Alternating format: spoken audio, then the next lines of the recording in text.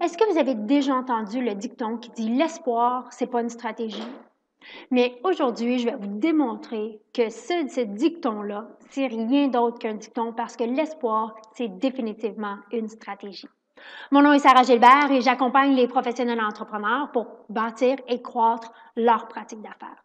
Donc, si vous êtes prêts à amener votre entreprise au prochain niveau de succès, assurez-vous de vous abonner à la chaîne et cliquez sur la belle pour avoir un avis à chaque fois qu'on publie une nouvelle capsule.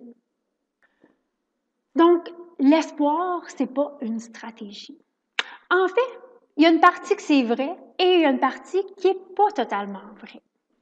Donc, dans quel cas est-ce que l'espoir peut être une stratégie et dans quel cas l'espoir n'est pas une stratégie? Bien, facile. Quand ça vient le développement de notre entreprise, l'espoir n'est pas une stratégie. J'espère qu'il va se passer ci, j'espère qu'il va se passer ça. C'est des choses en l'air et c'est pas concret. Donc, pour notre pratique d'affaires, pour notre développement d'affaires également, ce qu'on veut, c'est qu'on veut un plan d'action vraiment clair pour savoir où je veux m'en aller et quelles sont les étapes pour y arriver. Mais où l'espoir devient une stratégie, c'est avec nos clients. Nos clients ont l'espoir d'atteindre un rêve, un désir, un objectif, un but. Il y a quelque chose qu'ils veulent atteindre. Et ils ont l'espoir qu'on est le professionnel de confiance pour les aider à arriver, à atteindre cet objectif, ce rêve-là. Et c'est exactement où nous, en tant que professionnels, on peut prendre la stratégie de l'espoir pour justement démontrer notre rigueur et démontrer qu'on est la personne de confiance avec qui la personne devrait faire affaire. J'ai déjà mentionné dans d'autres capsules, 95% de nos décisions en tant qu'humains sont faites sur des émotions. Donc, les gens ont l'espoir d'atteindre leur rêve, leur objectif. Nous, ce qu'on va aller faire, c'est de créer justement un plan d'action pour le client, pour démontrer qu'on est la personne de confiance, pour les amener à atteindre leur rêve, à réaliser leur rêve, à atteindre leur objectif.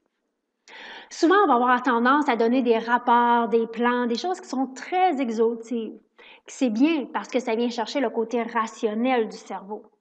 Et en même temps, le cerveau prend ses décisions avec le côté émotionnel. Donc, ce qu'on va aller faire, c'est aller créer vraiment un document, une page, un plan d'action. Personnellement, je l'appelle dans ma propre pratique d'affaires, un plan d'engagement. Et sur une page, on détaille exactement notre rigueur pour donner l'espoir à la personne.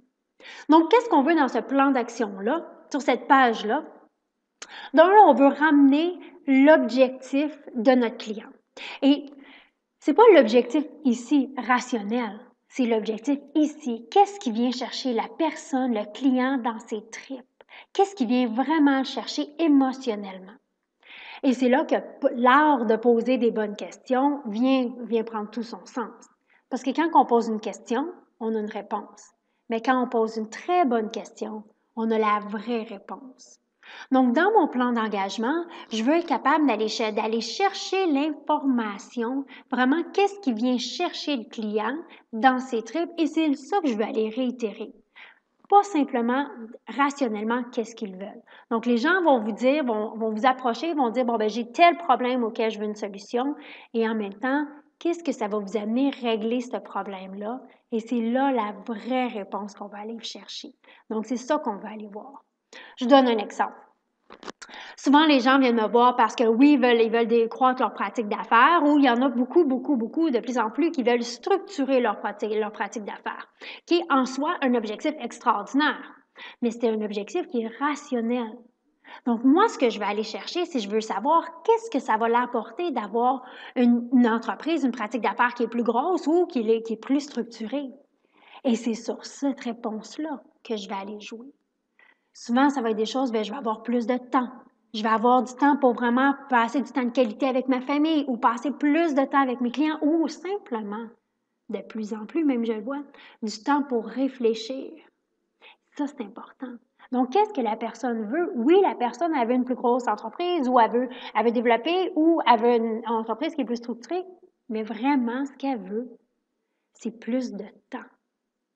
Donc, à partir de ce motivateur-là, ce qu'on veut aller faire, c'est vraiment de développer, parfait, pour arriver à cet objectif-là, voici notre plan d'action. Et là, de mettre en plus, pas trop détaillé, mais en plus, qu'est-ce qui va se passer, c'est quoi les étapes on va faire ensemble. Et à partir de là, c'est là où l'espoir d'atteindre mon objectif avec une rigueur et un plan d'action, ça fait tout son sens. La personne est capable de connecter émotionnellement avec qu'est-ce qu'elle cherche et vous démontrer que vous êtes le professionnel de confiance pour les amener là. Donc, l'espoir, c'est définitivement une stratégie de développement d'affaires. Pas pour notre pratique d'affaires, où on lance plein de choses, où on lance des idées, mais c'est de donner l'espoir et de démontrer la rigueur avec nos clients potentiels, pour leur démontrer qu'on est le ou la professionnel de confiance qui devrait choisir. Donc, j'espère que vous avez aimé la capsule. Si vous l'avez aimé, donnez-lui un petit thumbs up. Puis, si vous recherchez plus de ressources pour bâtir et croître votre propre pratique d'affaires, mais je vous invite à nous rejoindre. Visitez notre site à www.strategist.cc et rejoignez notre communauté d'entrepreneurs d'ambition. Des entrepreneurs qui ont décidé que le statu quo, c'était pas pour eux. Et j'ai l'impression, si vous êtes ici aujourd'hui, que vous êtes exactement une de ces personnes-là.